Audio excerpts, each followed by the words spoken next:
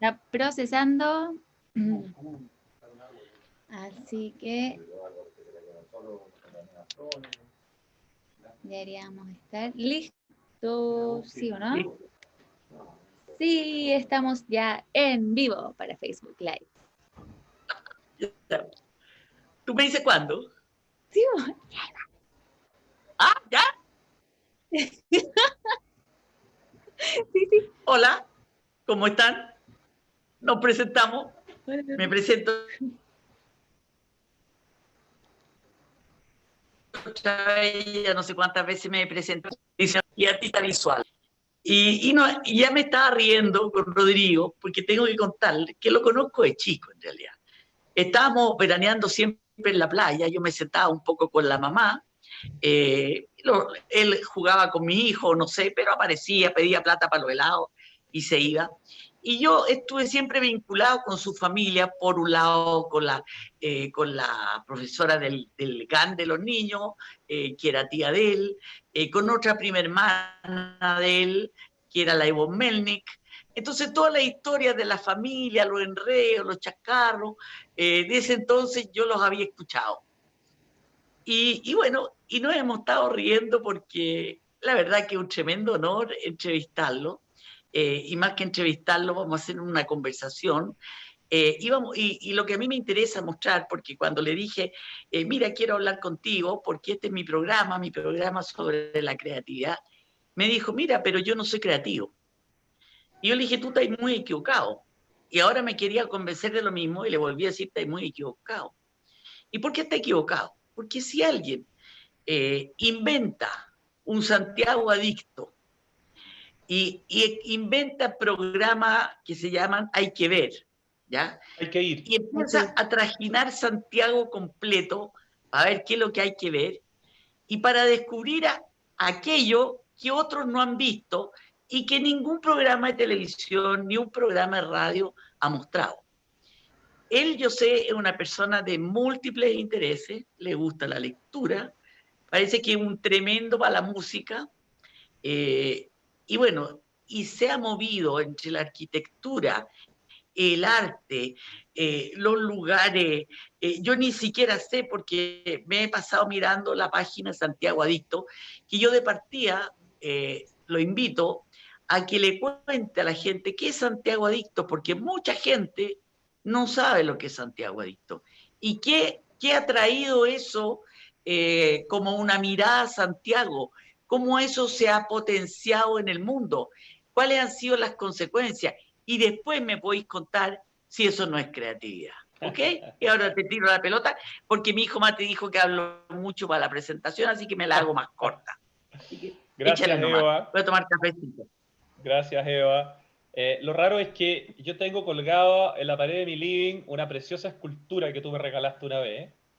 Y yo soy el periodista, o sea, yo soy el que debería estar entrevistando al artista creativa, pero en fin, tú eres la dueña de casa, tú decidiste que tu artista Así creativa es la quería vida. entrevistar a un periodista que tiene tu creatividad colgada en su propia casa, pero bueno, no me hago responsable. Bueno, Muchas gracias por invitarme, muchas gracias al estadio por organizar este tipo de espacios que son súper interesantes y bonitos. Para mí es un honor conversar con la Eva porque le tengo cariño, la conozco desde chico, conozco a sus hijos, admiro su trabajo, amo esa escultura que me regalaste, que la tengo, como te digo, colgada y la veo todos los días. Me qué encanta tu bueno. trabajo creativo, tu trabajo como artista, también el trabajo en el tema del paisajismo. No sé si la gente del estadio sabe que tú te dedicas a velar por el paisajismo del estadio israelita de manera pro bono hace casi una década. Así que si no lo saben y no lo has contado, lo cuento yo, Eva.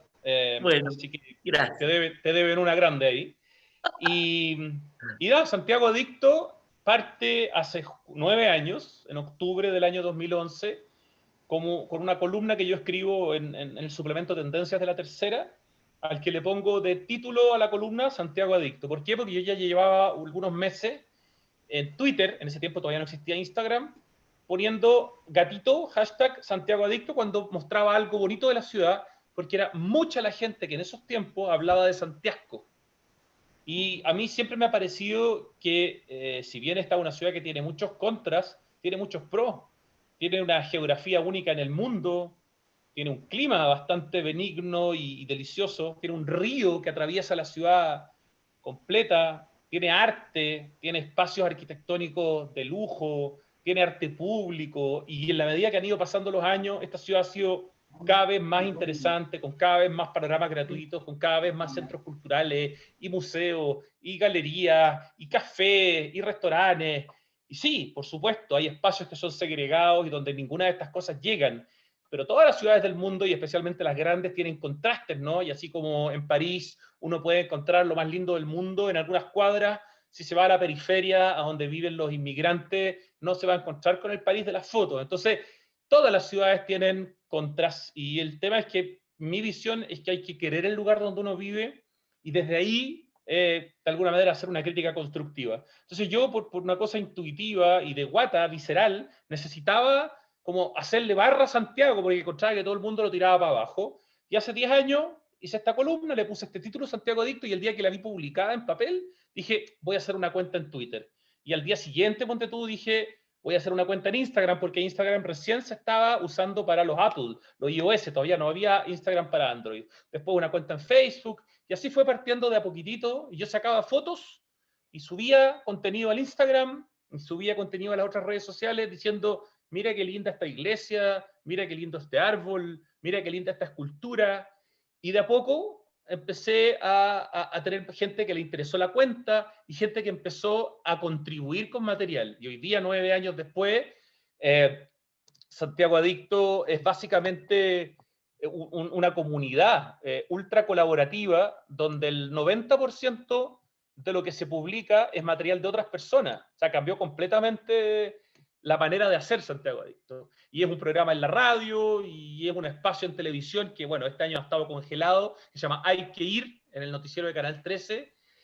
Y eso es una comunidad, es un medio de comunicación, es una plataforma multimedia que tiene como objetivo que los santiaguinos conozcan su ciudad, porque no la conocemos, valoren su ciudad y puedan quererla. Y a partir de ese cariño y de ese conocimiento, trabajar en forma conjunta para mejorar muchas de las cosas que hay que mejorar, pero para agradecer las cosas que hay que agradecer también. Ese es un poco así como la introducción quizás a este proyecto que se ha transformado también en mi vida. Cuando yo partí con esto me dedicaba a otras cosas en el mundo del periodismo y hoy día me dedico 100% al tema de ciudad y de cultura, y eso es lo que me hace más feliz, que trabajo en lo que me gusta. Rodrigo, ¿puedo hacer una pregunta justo con respecto a eso? Permiso, Eva. Pero sí, justo pues, estaba está leyendo, invitada, eres una invitada. muchas gracias, de una columna que hiciste de Un país sin memoria, como la frase, ¿no?, que está en el Nacional, y tú hablabas de, bueno, esto ya fue hace un par de años, ¿no?, pero hablabas de la destrucción, ¿no?, en el Cerro Chane, si no me equivoco. El Cerro Chena. Chena, sí, En perdón. San Bernardo, sí. Con esta, sí, con El esta Pucará Inca que hay en el Cerro Chena. Sí. Entonces, ¿tú crees que cuidamos en Santiago y en Chile en general el arte, nuestros patrimonios culturales? No digo solamente la destrucción con máquinas, bueno, esto fue supuestamente sin querer, sino que también con los graffiti, con los rayados. ¿Qué pasa con la cultura en nuestro país? Wow, tremenda pregunta. A ver, respecto a esa columna, solamente un punto, y es que el Cerro Chena tiene, ¿cierto?, estos pucarás de los incas, y Sí. ese pucará de inca fue descubierto por una persona que es miembro de la comunidad judía y que es un arqueólogo y un antropólogo de excelencia que se llama Rubén Steber, que quizás muchos de los que nos están viendo deben Sí, conocer. por Rubén es supuesto, estaba en el colegio. Exactamente, y tiene sus hijos chicos nuevos también en el colegio. De hecho, nos tocó ser coapoderados en algún momento. Rubén es una autoridad gigantesca en el tema, digamos, de los pueblos originarios y de todo lo que tiene que ver con lo indígena y lo inca. Rubén Steber, junto a Gonzalo Sotomayor, son los responsables de haber descubierto que Santiago era una administración inca, con las excavaciones que hicieron en la catedral y en la plaza de armas. Rubén Steberg es un tipo tremendamente importante, y quería aprovechar de ponerlo en valor a propósito de tu pregunta, porque él fue el que descubrió el comienzo de sus investigaciones hace 30, 40 años, este Pucará en el Cerro Chena, después hace la continuación con la línea, digamos, de los recorridos de los incas en la plaza de armas y en la catedral, y esto se conecta con el Niño del Plomo y con todo este Apu Guamani que tenemos como esta montaña sagrada en el Cerro del Plomo. Los incas trajeron desde Cusco a este niño hace 500 años para sacrificarlo en el Cerro del Plomo, 5.424 metros, una cosa impresionante. Y Rubén, junto a Gonzalo Sotomayor, que lamentablemente falleció muy joven, son los verdaderos responsables de que hoy día sepamos que Santiago no fue fundado por los españoles, fue refundado, borrando una historia maravillosa inca, y los incas lo más probable es que también hayan refundado sobre otros pueblos anteriores a ellos. Es decir, la historia que tenemos en Chile e incluso en Santiago es una historia que supera los 3.000 años. Entonces, todas esas cosas son gracias en gran parte a Rubén Steberg. Entonces, quería aprovechar ese paréntesis. No, Y fantástico, respecto, yo no tenía idea. así que te sugiero, Eva, que entreviste a Rubén Steberg. Ese sí que es un grande. No Le tenía tengo idea. demasiada admiración. Y respecto al tema de la cultura, todo depende con qué nos comparamos. En 1980, a propósito que estábamos hablando de la catedral y de la plaza de armas, en 1980 fuimos capaces, digo, como sociedad, a pesar de que hubo algunos reclamos, de destruir, a vista y paciencia de los santiaguinos, uno de los edificios más hermosos de la historia de Chile, que los que son mayores deben recordar que era el Bazar Kraus.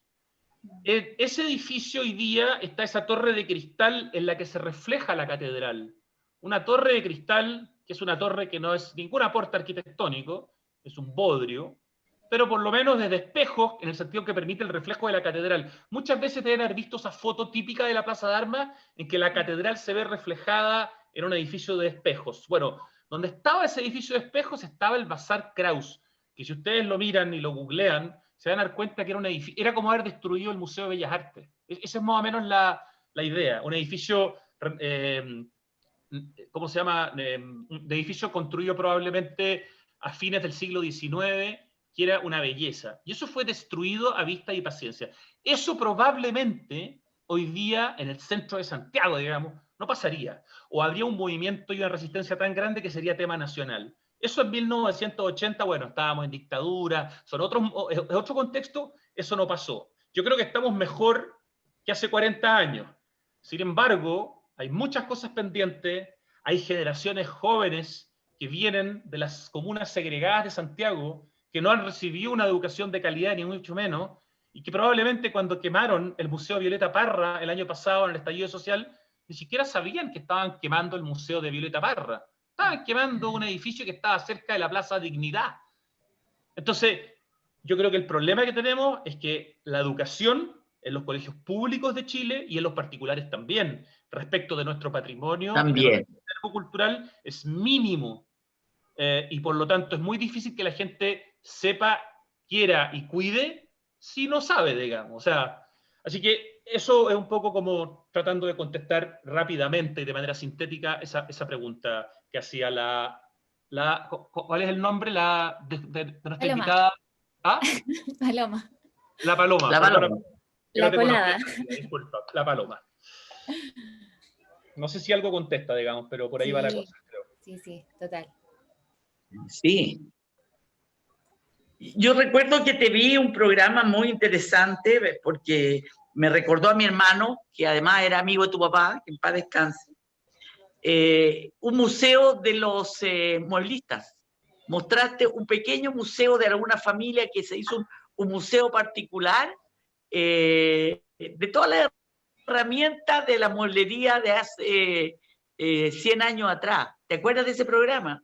Sí, ese es el Museo Taller, un precioso proyecto ¿Ya? de un señor de apellido Didborn, que era un coleccionista y fanático del tema de las herramientas, e hizo un museo con su propia plata, digamos, que obviamente este año ha estado cerrado, pero apenas se pueda volver, es una joya que hay que conocer. Está muy cerca, debe estar a unas 5 cuadras más o menos de Alameda con Santa Lucía. Está metido, digamos, hacia el lado sur de la Alameda, unas 5 cuadras para adentro, en una casa antigua, un museo fantástico, y donde los niños aprenden jugando y usando las herramientas y construyen cosas. Esos son ejemplos también de que ha habido en estas últimas décadas varios proyectos privados que han venido a hacer un aporte a la cultura. Pensemos en el MAVI, el museo que está en el Paseo Las Tarrias, que es un museo financiado completamente, tanto la Con los Giaconi. por los Giaconi Santa Cruz, exactamente, que además tienen una de las grandes colecciones de pintura, o sea, de arte contemporáneo de Chile, y que le donaron toda su colección de arte precolombino al Museo Precolombino hace algunos años, y de hecho el Museo Precolombino en su nueva sala Chile antes de Chile, que está como en el nivel 3, que es uno de los lugares más increíbles que hay en Santiago. Esa colección en gran parte es la que le donó la familia Giaconi Santa Cruz. Sumemos el Centro de las Artes 660 de la familia Sayé, que construye un centro de arte, digamos, con una sala de conciertos magnífica y con una sala de exposiciones visuales de 1000 metros cuadrados maravillosa, donde hemos visto a la Yayoi Kusama y hemos visto exposiciones increíbles, Anish Kapoor, etc. Pensemos en el Teatro del Lago de Frutillar de la familia Schiss, que le da a un pueblito como Frutillar un teatro de nivel mundial, donde han venido gente como Yoyoma a tocar, o sea, unas cosas. Entonces, es interesante que esto que tú planteas, Eva, este museo taller, es parte un poco de cómo, quizás de manera excepcional, pero importante, la filantropía en el arte también ha ido quizás empezando a llenar un pequeño espacio que nos hacía falta, aunque todavía evidentemente se puede hacer mucho más. Ahora, tú contabas, o leí por ahí, que tú viviste un año en Israel, ¿no? Efectivamente, yo viví 10 meses, para ser exacto, en el año 88, viví 10 meses en Jerusalén, fui a hacer la Mejiná, que es el curso que uno hace para poder entrar a la universidad, es obligatorio para cualquier extranjero, lo hice, lo terminé, iba a estudiar ciencias políticas, quedé, pero me vine de vacaciones a Chile y no pude volver.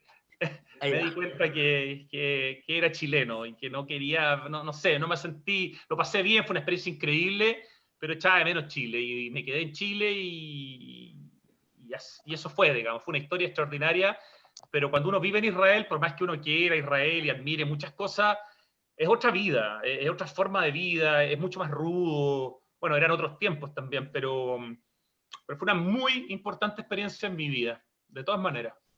¿Y has vuelto a ir?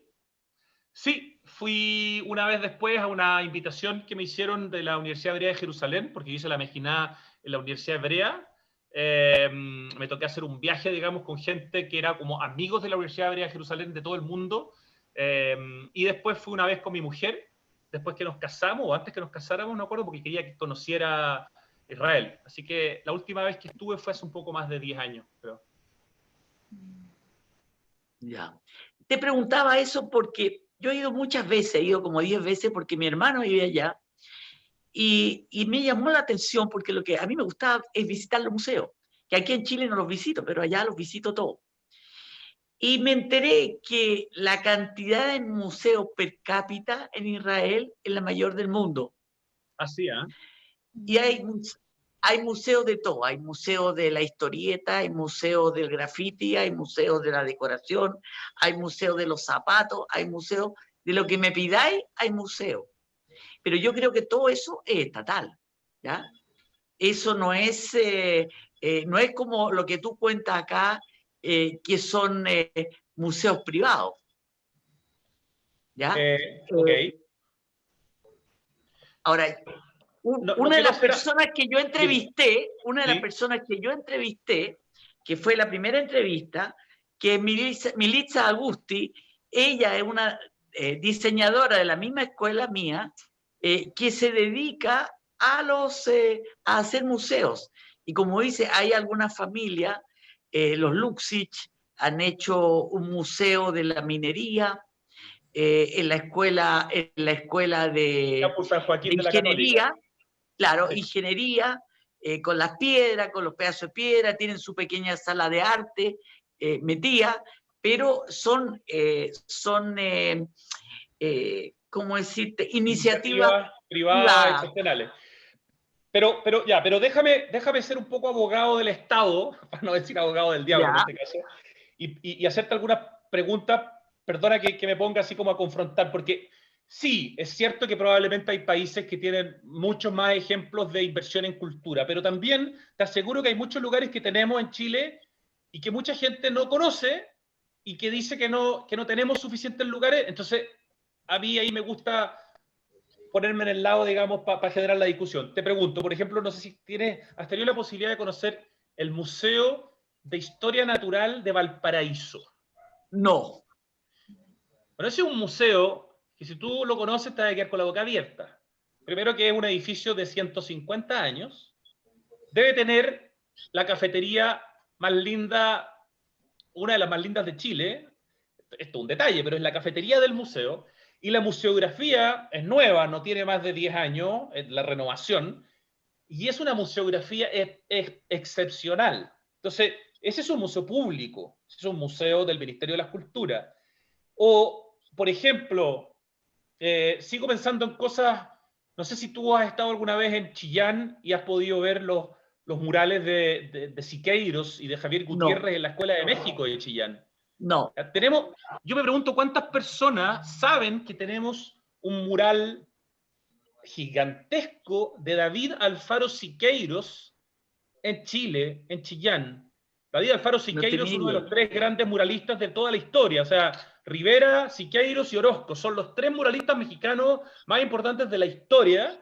Y tenemos un mural de Siqueiros en Chillán. Y en Concepción, en la Pinacoteca de la Universidad de Concepción, tenemos un mural de Jorge González Camarena, que se llama Presencia de América Latina, que debe ser uno de los murales importantes a nivel latinoamericano en términos de su belleza y su tamaño. O sea, hay cosas que tenemos que muchas veces no conocemos. No conocemos. No conocemos, y entonces, claro, como somos buenos turistas, vamos a otros países, vamos a Israel, y vamos al Museo de la Diáspora, y vamos al Museo Contemporáneo, o vamos a París, y vamos al Pompidou, pero ¿cuánta gente en Chile no conoce el MAC de Quinta Normal? Yo no digo que sea una joya, pero es un lugar interesante cuando hay exposiciones, digamos. ¿O cuánta gente no conoce las exposiciones que se hacen en la Biblioteca de Santiago, que es la biblioteca que está en Matucana, frente a la Quinta Normal? Estupenda la biblioteca. Un lugar extraordinario, ¿no? Y mucha gente cree que es la Biblioteca Nacional. No, la Biblioteca de Santiago, que está en un edificio patrimonial en Matucana, donde se ha formado un circuito cultural que se suma al Museo de la Memoria, Es que se suma a fantástico el Matucana lugar. 100, y que se suma al Museo Artequín, que es un museo increíble para niños, y al Museo Ferroviario, y al Museo de Historia Natural. O sea, el Museo de Historia Natural de la Quinta Normal tiene una museografía renovada hace poco, extraordinaria. Está el Niño del Plomo ahí también, no se puede ver, pero hay una réplica nomás para poder ver. O sea, no sé, yo siento que nos faltan cosas, pero que tenemos muchas cosas que no conocemos, y muchas veces decimos Santiago es fome, y no tenemos idea que es Santiago porque nos salimos de nuestra comuna. Entonces, como que un ejemplo más, y este siempre para dejar pillo a todo el mundo, y me alata, pero así es. El mural de Roberto Mata, más grande del mundo, está en Santiago, en un lugar gratuito que se puede visitar, no sé en pandemia, pero normalmente de lunes a domingo, en el Centro Cultural Espacio Mata, que es el centro cultural de la comuna de La Granja. Es un mural que hizo Roberto Mata con la Brigada Ramona Parra el año 72, que mide 25 metros de largo por 2 de ancho, que fue tapado con 14 capas de pintura por Pinochet, pero que se pudo restaurar en un 97%. Ese mural es impresionante y no lo conoce nadie, porque está en La Granja. ¿Y dónde está? ¿Y dónde está? Porque tú quedaste congelado. Perdón. Está en el Centro Cultural Espacio Mata, en la comuna de La Granja, que está en los mismos terrenos de la municipalidad, es gratis, es impresionante, No tenía idea. Es el Mata más grande del mundo, es público, es gratuito, está dentro de un centro cultural que después se hizo, una vez que se recuperó el mural, un centro cultural maravilloso, modernísimo, que en la entrada tiene esculturas de Asler y tiene esculturas de Gacitúa, y eso está en La Granja, y es gratis. Si tú te vas por Américo Vespucio en auto, esquina con Santa Rosa, ahí está. No lo conoce nadie. Pero yo creo que va por lo que tú dices, que como queda más en la periferia, la gente no va, le da lata. Rojos, somos prejuiciosos, somos miedosos, muchas veces somos ignorantes. Yo diría que vas por ahí más bien. Hay que hacer un poquito de esfuerzo. Santiago, para un santiaguino, no es París para un santiaguino que va de... Y no es Nueva York, quizás, no es una ciudad tan fácil, tan intuitiva, donde alguien te dice juntémonos en la 10 con la quinta y tú vas simplemente sumando calle. Ok, es una ciudad que quizás necesita un poquito más de búsqueda, pero hay mucho, mucho, mucho, mucho. Y tenemos muy buenos museos y muy buenos centros culturales, muy buenas galerías también, y no solo en Santiago, en Chile. Yo me he encontrado con algunos espacios culturales extraordinarios en Chile. Entonces, sí, podría haber mucho más, seguro, pero hay harto que conocer también. Eso, por ejemplo, el Museo de la Marta Colvin, una de las grandes esculturas de nuestra historia, está en Chillán, en unos terrenos de la Universidad del Biobío. Es impresionante. El museo, no es el museo, la sala de esculturas de la Lili Garafulich, más de 60 esculturas de otra de las grandes esculturas de nuestra historia, está en el campus de la LIRCAI, de la Universidad de Talca. La Universidad de Talca tiene un parque de esculturas que le pega 10 patadas a cualquier otro parque de esculturas de Chile. Incluso es mejor que el parque de esculturas de Providencia, por la calidad de las esculturas. ¿Cuánta gente que nos está viendo, no sé, conoce el campus LIRCAI en Talca, de la Universidad de Talca, donde está el friso cinético de la Matilde Pérez que estaba en el Apumanque, por ejemplo, ¿no? Y donde hay tantas otras obras. Entonces, no sé, de repente a mí me da un poco de impotencia cuando escucho que se dice que no tenemos cosas. El tema es que yo creo que tenemos más de las que conocemos. O sea, claro, tenemos más de las que conocemos. Esa es mi disertación, Eva Hall, sobre el tema. Pero le encuentro increíble, porque yo no conozco nada de eso. ¿Cachai? No conozco nada. Y eso que tú eres artista, eres una mujer culta. Y a pesar que estudié en una escuela de arte, y eso que estudié en una escuela de arte aplicada, y estudié el arte chileno, y estudié el arte azteca, y el arte inca, y estudié todo eso antes. Pero de todo esto que tenemos, no tenía idea. Y por eso te invité, ¿qué te creí? ¿Por qué te invité? Bueno, claro, que iba a hacer un aporte, que no iba a contar la firme, no iba a contar la firme. ¿Ah?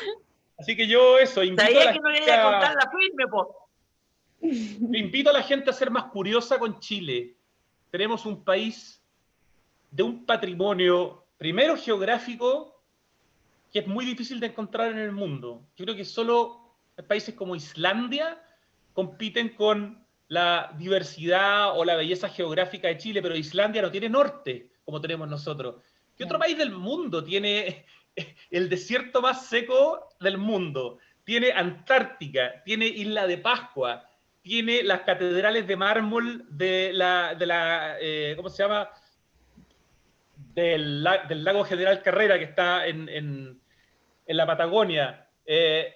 Zona central con las viñas y todos estos valles maravillosos, fértiles, la cordillera, que en Santiago, desde la Plaza de Armas, vemos el plomo con 5.424 metros. ¿En qué otra capital del mundo uno ve desde la Plaza Central una cumbre de 5.400 metros a la que puede llegar caminando, haciendo 2 o 3 noches, digamos, de caminata, que tiene un cerro isla en pleno centro, que es el Cerro Santa Lucía, que gracias a Benjamín Vicuña Maquena se transformó en un parque, porque antes era un peñón, que tiene 26 cerros isla, esta ciudad, cerros como el mismo Santa Lucía, pero también como el Parque Metropolitano, que se considera un cerro isla porque está rodeado de ciudad, o el Cerro Renca, o el Cerro Chena, o el Cerro San Luis en Las Condes, que claro, tiene casas, pero tenemos un patrimonio geográfico, tenemos un patrimonio cultural súper interesante. Tenemos un país diverso, alucinante, y ahora que hay COVID, es una buena oportunidad para conocer más Chile en vez de salir todos los veranos a Playa del Carmen, o a Cancún, o a Miami. y creer que uno conoce el mundo porque ha ido 13 veces a Miami. Con todo el respeto que le tengo a Miami, que si uno lo va a ir a visitar en forma cultural, también se va a encontrar con 40 museos. El problema es que la mayoría de la gente no va a Miami a los museos. Pero está bien, sí, Miami está muy bien, pero hay más cosas. Y en este país tenemos patrimonio de todos los tipos, pero para darle clase a otros lugares del mundo. Pero no lo conocemos y por lo tanto no nos creemos el cuento. Y Rodrigo, de la mano de eso, con tu sección de Hay que ir, ¿qué lugar crees que fue el que más te ha emocionado o más te ha llamado la atención? Uno de los lugares que más me ha alucinado, y quizás también fue por la dificultad de acceder, es el Parque Tahuatahua. El Parque Tahuatahua es un parque que se abrió hace poco, no creo que tenga más de 10 años. Está desde Puerto Montt, que uno llega en avión, tiene que viajar como 3 horas en auto hasta, voy a tratar de acordarme el nombre de este pueblo, y desde ese lugar al que tú llegas, tomas un bote que te lleva a la parte de abajo de este parque, al que tú, desde el bote, con unas cuerdas, tienes que, como que, esto lo puede hacer cualquier persona, pero tiene un cierto nivel de dificultad, tienes que como que con las cuerdas subirte a las rocas, ya, y ahí empiezas a caminar, y después de una caminata de unas 4 horas, peluda, pero que vas pasando por cascadas y lugares impresionantes, llegas a una laguna de alerces muertos, impresionante. Y si tienes la capacidad, que yo no la tuve porque estábamos grabando, ya no nos dábamos más, si caminas otras 3 o 4 horas, llegas a otro paraje increíble que yo no conocí. El Parque Tahuatahua, en la 10ª región, para mí ha sido uno de los descubrimientos más espectaculares. Y el otro, que es más conocido, que lo mencioné hace un rato, son las catedrales de mármol en el lago General Carrera, que para llegar ahí, si uno viene desde Coyhaique, son como 4 o 5 horas en auto también, para llegar, digamos, al lago General Carrera, y ahí te subes a unos botecitos, a unos kayaks, y vas y conoces estas catedrales de mármol que son una belleza así de nivel planetario. O sea, son catedrales, se llaman las catedrales porque son como unas rocas con unas formaciones, bueno, seguramente muchos de ustedes las conocen, pero verlas te das cuenta que tenemos como un patrimonio turístico, así como un potencial infinito. Esos son 2 lugares que me han llamado mucho la atención. Ahora, yo me imagino, o sea, de escucharte nomás hablar, yo ya estoy contagiada ya. Yo ya tengo ganas de ir para todos lados, ¿entendí? Y yo creo que el éxito de tu programa y el éxito de tu Santiago Adicto es lo contagioso que eres. O sea, ahí hay una parte muy importante. No es solamente mostrar una foto y decir qué lindo esto, sino que cuando habláis, te entusiasmáis tanto, tenéis una energía tan tremenda que es tremendamente contagiosa. No sé si lo sabíais, si te lo habían dicho. O sea, a mí me apasiona el tema, a mí lo que más me gusta en la vida es caminar por Santiago. O sea, obviamente que me gusta conocer Chile y que cada vez que tengo la oportunidad lo hago, pero el 95% de mi tiempo lo paso en Santiago, y yo sagradamente, por lo menos un día a la semana, necesito una caminata de unas 3 o 4 horas para ir siempre conociendo algo nuevo, pero una caminata que en general es sin rumbo. Y es el placer de procrastinar, además. O sea, el placer de divagar. El concepto de caminar con un gorrito en verano por algún barrio que elegí ya, pero ahí empiezo a perderme. Para mí caminar por el cementerio general... Es como deambular sería la palabra. Deambular. De hecho, hay un concepto en francés, al caminante se le llama el flaneur. Es como una persona que goza el hecho de caminar sin buscar nada. No estás yendo a algo, y es súper interesante porque además, esto lo he conversado con unas chicas arquitectas que tienen un proyecto que se llama La Reconquista Peatonal. Y el acto de caminar es como medio antisistema, en el sentido que es como un poco anticapitalista, en el sentido que tú no estás produciendo. Claro. Estás saliendo un poco como de la norma, ¿no? De lo que se espera de ti, que tú en el día no se rindas, pero si tú un lunes a las 5 de la tarde estáis vagando, es algo raro. Y cada vez que yo tengo esa oportunidad, ojalá de lunes a viernes, de poder caminar 3 horas en una hora de actividad, es muy interesante, porque en el fondo te transformas en un turista en tu propia ciudad, descubres cosas que es imposible descubrirlas en auto, ni siquiera en bicicleta las puedes descubrir. Y aparecen las sorpresas que son como la garantía de la caminata. Siempre que camines, te van a aparecer cosas nuevas, personas, lugares, letreros raros, a cosas que te van a evocar.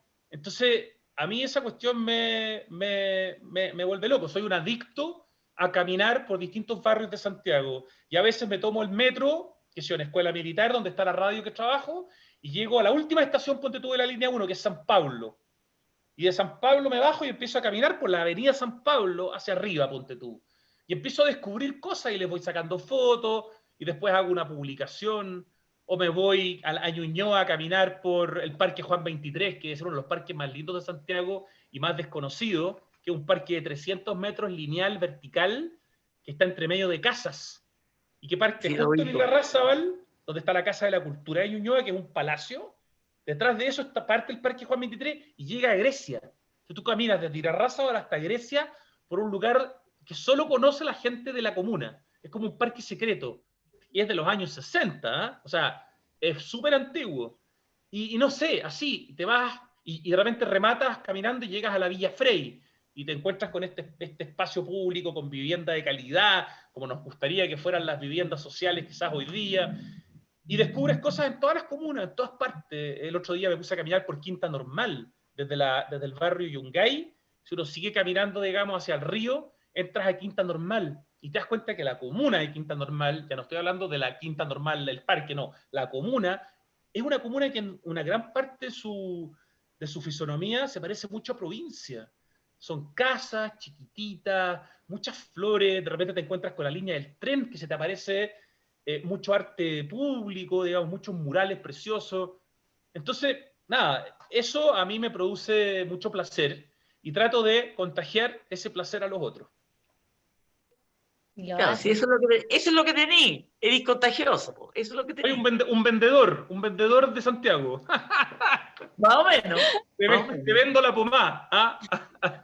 Claro, y en eso tú te has distinguido y te has, porque hay mucha gente que va mostrando distintas cosas y todo, pero tú vas teniendo una línea y la seguí, y eso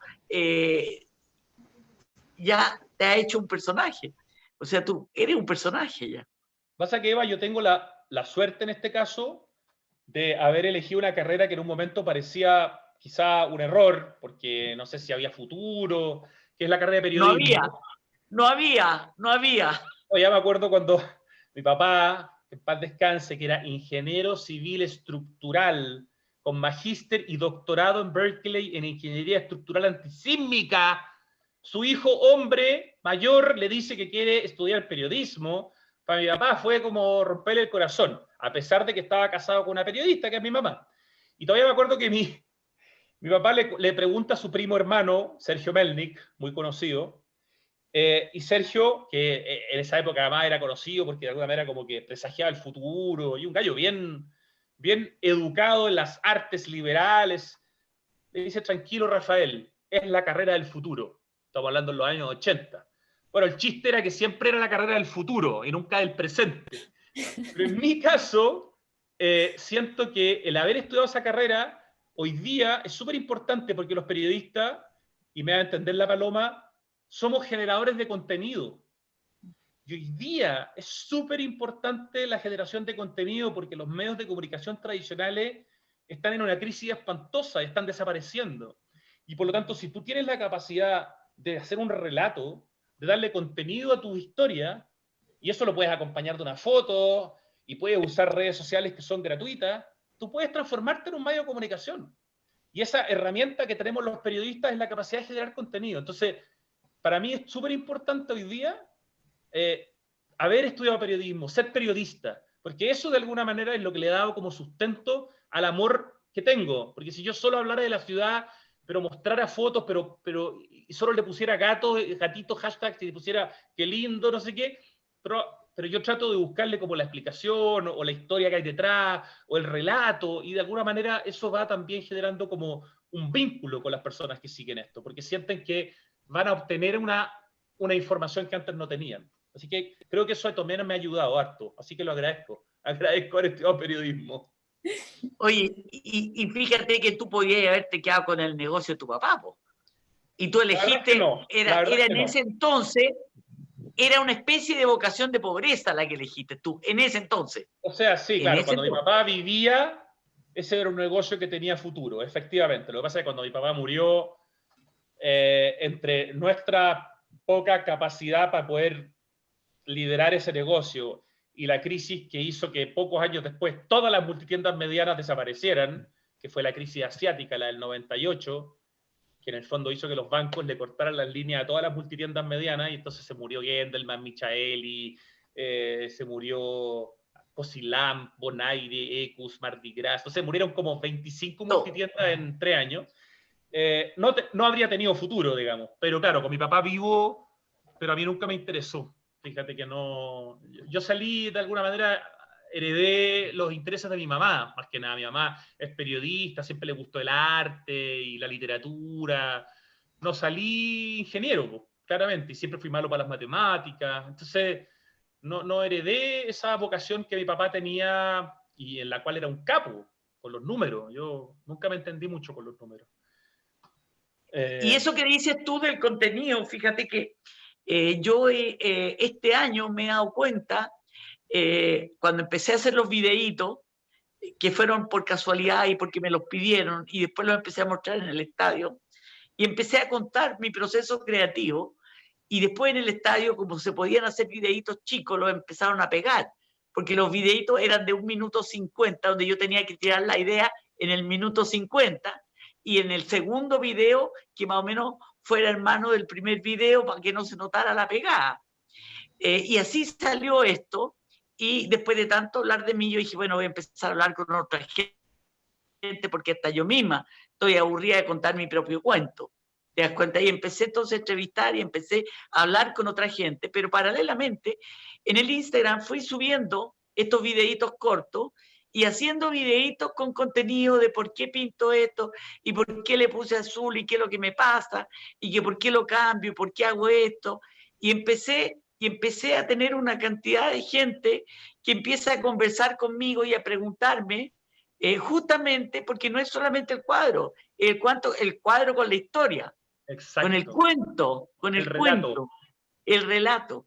Entonces, esto que dices tú es muy increíble. Yo nunca hubiera pensado, y eso que tengo 2 hijos, uno que es publicista, mami, pon una historia y tiene que tener contenido, mami. Si no tiene contenido, entonces no.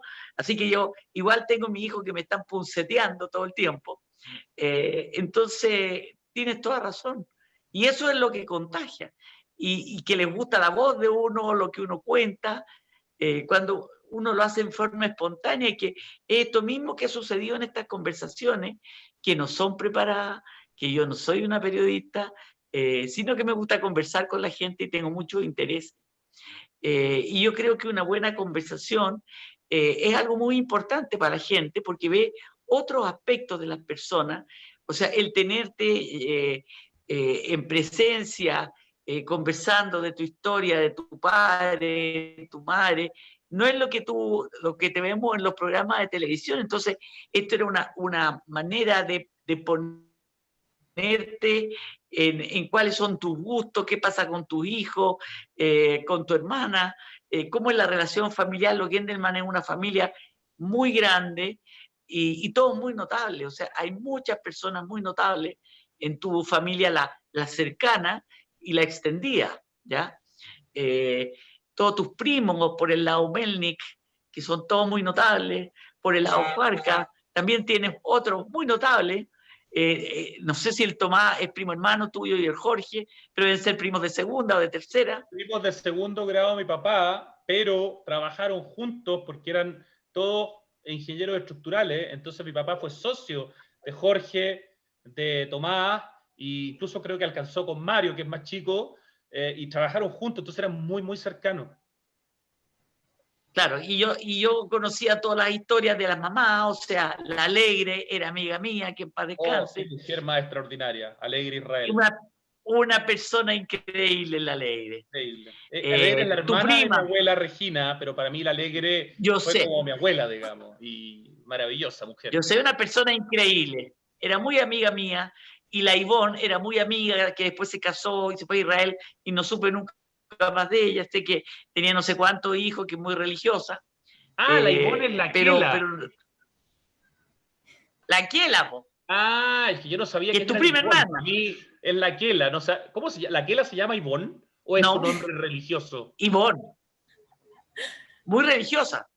Claro, pero es que es su La nombre. Kiela es muy religiosa. ¿Es su nombre ortodoxo o nació como Ivonne, la Quela? Nació como Ivonne, nació como Ah, porque Ivonne. nunca supe su nombre, para mí siempre fue la Quela. No, Gracias por contarme nació cómo como se llama mi Ivonne tía. Va, mi prima. y, Mi tía, mi y se tía. casó con un muchacho que no era judío, que después se convirtió él, que era un as para las matemáticas, el gallo, pero un seco, y que se fueron a Israel y él trabajaba entre la yeshiva y resolviendo problemas matemáticos y no sé cuántos hijos se hicieron entre medio. Pero no supe más, ¿entendí? Unos No supe más, 25 deben tener tú, ¿no? no Ese es un buen sé. número para una familia ortodoxa, digo yo. No sé, pero entonces eso sucedía en Algarrobo, donde uno sabía esta historia. Yo fui un par de veces con la Alegre a Papúo, ¿ya? Entonces, bueno, toda la historia familiar la conocía yo, pero por otro lado, ¿entendí? Qué Así que bonito, bueno, Eva. Qué bonito. yo creo que igual, muy interesante para mí esta conversación de saber de todos esos lugares que tú cuentas. No podría, no podría entrevistar a Esther porque soy una ignorante de todo lo que él sabe, ¿entendí? O sea, aparte que me pasé una plumada en la universidad de esas culturas, no cacho una, pues. Entonces, ¿de qué le voy a preguntar? Lo que sí me acuerdo es que su papá tenía un negocio de pegamento en la Avenida Mata, ¿no? Esther. Eso Bueno, eran, ahí pueden mostrar el lado B de Rubén Stever. ¿Ah? claro, los primeros pegamentos, las primeras con la fría y los primeros neoprenos lo hacía el papá de Esther, para que le No conté tenía tú. idea, qué bonito. Que de eso me acuerdo. Oye, ¿y tus hijos? ¿Qué dicen de todas estas caminatas y estas cosas de su papá? Salís con ellos, me imagino. Poco, porque son chicos todavía. Mi hija mayor tiene 11 años. Yo fui papá viejo, fui papá a los 40 por primera vez. Tengo 51. ¿Ya? Y mi hijo menor tiene 8. Entonces, no, la verdad que las caminatas las hago solo.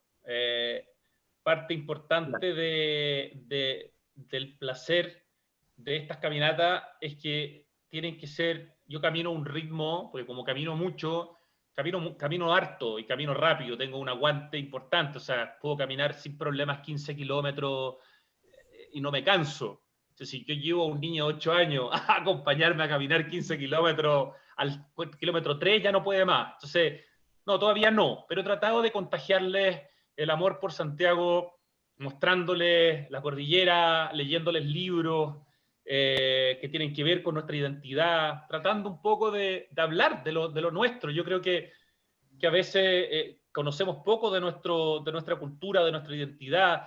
Yo creo que es tan importante, no sé, leer a Gabriela Mistral. A mí Gabriela Mistral es probablemente el, el nombre cultural quizás más grande que existe en Chile. Violeta Parra, sin duda, pero para mí Gabriela Mistral es como tremenda, pero al mismo tiempo tratar de mostrarle a los escultores. Una vez fuimos con mi hijo y con mi mujer al taller en Pirque del escultor Francisco Casitúa, que junto con Federico Aslerson y con Mario Razabal deben ser los 3 escultores vivos más importantes que hay hoy día en Chile. Increíble. Y claro, cuando un niño ve a un escultor en su taller con una roca gigantesca de la cual está haciendo una obra y lo ve trabajando, pucha, son cosas que no se olvidan, y ese tipo de experiencia, en la medida que las podamos compartir y las podemos tener, así como en tiempos normales llevarlos a los museos, aunque no quieran. Entonces tú negocias y decís, ya, vamos a ir al Bellas Artes a ver la exposición en la Sala Mata, y después vamos a ir a los Juegos del Parque Forestal.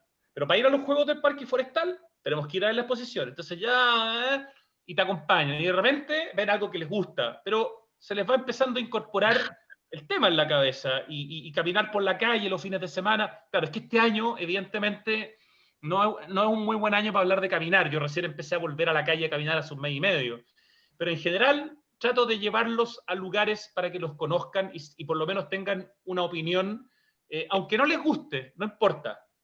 a la que no he conseguido que mi hija me acompañe al monasterio de los benedictinos. No sé si conoces, Eva, el monasterio de los benedictinos, acá en Sí, los Domínicos. sí, sí, lo Este para conozco. mí es uno de los lugares más increíbles que hay en Chile. Increíble, increíble. Arquitectónicamente es una de las joyas de la arquitectura moderna de Latinoamérica, ese monasterio, que fue diseñado por los, no son curas, son monjes arquitectos. Gabriel Ah, Guarda, que acaba de morir, y Martín Correa son los dos hermanos, digamos, gente que vive hace 50 años en este monasterio. Ellos son los arquitectos que diseñaron esta joya arquitectónica. La luz, cómo entra la luz a ese lugar. Tú entras al monasterio de los benedictinos y da lo mismo que seas judío, musulmán, bahá'í, tú quedas absolutamente, sientes la divinidad. Si eres ateo, por un segundo vas a creer en Dios. Lo mismo que me pasa cuando voy al templo exacto. bahá'í. El templo bahá'í es un lugar Increíble el templo Bahá'í. impresionante. Increíble. Y hay muchas iglesias en Santiago que a mí, y en Chile, que a mí me emocionan. O sea, yo entro a la Basílica de Lourdes, que está frente a la Quinta Normal. Para mí esa es una de las iglesias más lindas que hay en Chile. O la Catedral de Chillán, que es una cuestión impresionante que se hizo después del terremoto. Entonces es arquitectura moderna. Hay espacios religiosos que son súper interesantes también de conocer en Santiago, pero el monasterio de los benedictinos se los recomiendo porque está No, es abierto de lunes a increíble. domingo, se puede ir siempre, está a 5 minutos en auto de Estoril con Kennedy, subiendo por Camino Las Flores, doblando por una calle que se llama, se me olvidó, Montecassino. Tú doblas por Montecassino y de repente te aparece este monasterio, que es una maravilla. Y esos son lugares que quizás es un poco más difícil todavía convencer a los niños que los conozcan, pero de a poquitito uno va ahí sembrando. Sí, con mis nietos no me ha sido fácil. Hasta me cuesta que vayan a mis exposiciones. Uno me dijo cuando tenía como 12 años. Pero ¿para qué voy a ir de nuevo si conozco todas tus pinturas? Pucha, pero es que yo quiero que esté en la inauguración. Ahora inauguro el lunes en el Art La B. En Art La B, que queda en Nueva Costanera, voy a pasar un aviso marketing, 3666, este lunes, pero va a ser sin inauguración, porque es con cita, cada uno va cuando puede. Yo me voy a llevar dibujitos para allá para dibujar, porque si no me aburro. Sí, claro. Pero ya no, imposible llevarlo ya.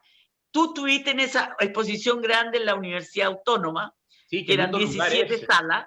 ¿Te acordáis? 17 salas para mí sola. Ahí fue que tuve que más o menos hacerle chantaje, que si no venís no te regalo por nada para el cumpleaños, más o menos, ¿entendí? Y después cuando estuvieron allá dijeron, pucha, Omi, media exposición que te mandaste. La verdad es que sí, me la mandé muy grande. ¿Esa cuándo fue? Pero, ¿hace unos 3 años? No, 5 ya. 5. 5 años. Pero un precioso lugar. Cuando cumplí, sí, increíble. Eso era de las monjas argentinas. Era la casa donde vivían las monjas argentinas, y la Universidad Autónoma, toda la era de las monjas argentinas, que después construyeron las otras cosas grandes, ¿ya? Y eso era más grande que el Cultural de Providencia. Enorme la sala, o sea, ni siquiera Mata ha hecho una exposición tan grande aquí, porque tantas salas como llenáis, pero eran 280 horas que partieron para allá. 280 Esta es horas. chiquitita. Impresionante. Esta es chiquitita, la de ahora. Es chiquitita. Ahora es una galería de arte específica. Es una galería de arte. Es una galería de arte. ¿Ah? Art La B se llama. Art La B es una galería pequeña de arte. Y yo además convertí mi casa en galería, toda la casa. Así que vivo en mi dormitorio. Algunos trabajos, de hecho. Claro, vivo en mi dormitorio y en la cocina y en el taller, pero todo el resto es cuadro. Qué rico, Eva, qué lindo. Así que vivo como decía un periodista, con la que fui y con la que soy. Porque aquí hay cosas del pasado, exacto, cuando yo pensaba de una determinada manera, y cosas del presente. Así que aquí convivo con todas ellas y aquí hago la inauguración y toda la historia. Porque arreglé la entrada de auto, le pegué una arreglín. Tu mami ha venido varias veces.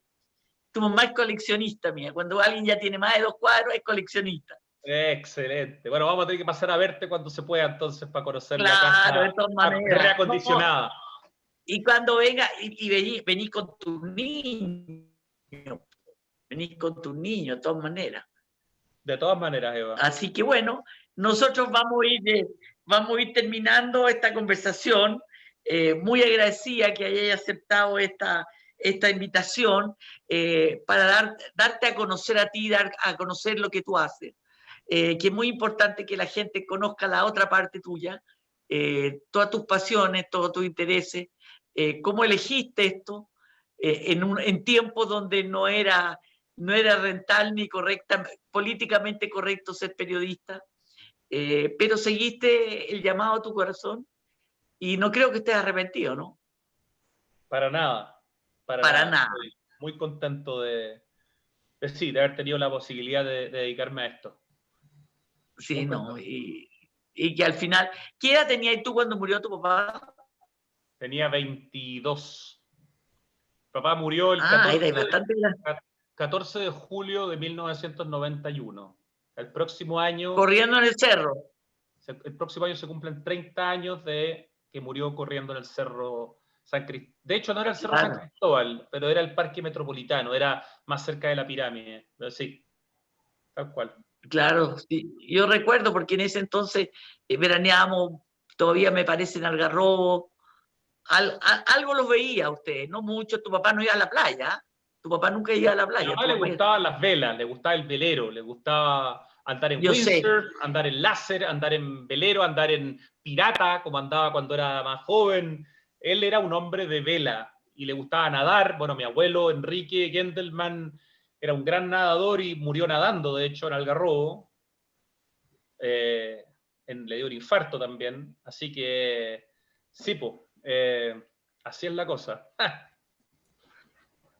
Así es la cosa. Bueno, te agradezco mucho, fue muy rico, muy emocionante para mí que te conozco de chico, a ti y toda tu familia. Así que te mando un beso y cariño a tu mamá y un tremendo placer y un tremendo privilegio haber estado contigo. Muchas gracias. Para mí, gracias. Y gracias a ti, Paloma, también. Paloma, y gracias a la gente que nos vio y nos tuvo paciencia y nos escuchó. Así que un gran abrazo. Exacto. Sí. Muchas gracias a todos. Un beso. Chao. Chao.